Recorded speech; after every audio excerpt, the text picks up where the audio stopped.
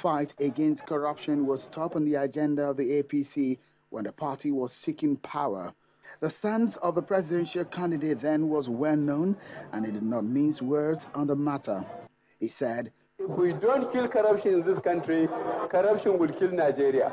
President Buhari appears to be clear on some of the ways he wants to fight corruption even before he won the party's ticket.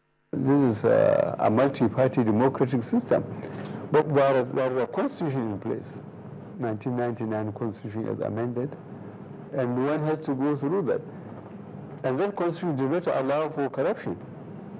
The problem is that the government, the central government and some of the state governments were not applying sanctions. But on the day of inauguration, does it look like we will be seeing a showdown? I belong to everybody, and I belong to nobody.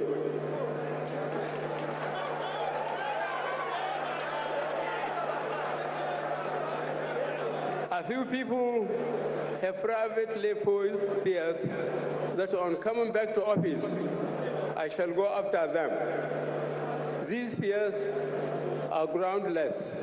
The recent estimate from the National Bureau of Statistics reflects that about 25% of Nigerians are unemployed, and sadly, 38% of Nigerian population are extremely poor.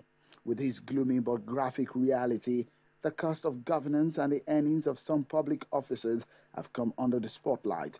More controversial is the pay of National Assembly lawmakers. We must cut our pay, our remuneration, our salaries and allowances as a mark of honor that we need to act the change we are preaching.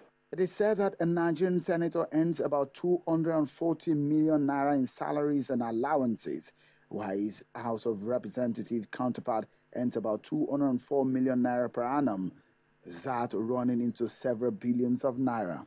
Several states in Nigeria owe workers several months of salaries with meager 18,000 minimum wage, and some states are receiving as low as about 2 billion naira as federal allocation, of which is now irregular.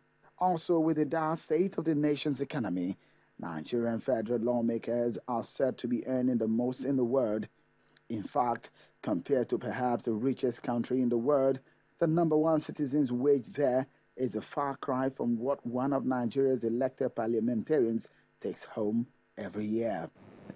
You can't believe the amount of resources that accrue into their upkeep, into their sustenance, and into their leading the rest of us. So it's not a question of altruism or national service. They are in for real to make money. Money is the name of the game, and it's very distressing. The report from Transparency International about Nigeria's Corruption Perception Index is not encouraging at all.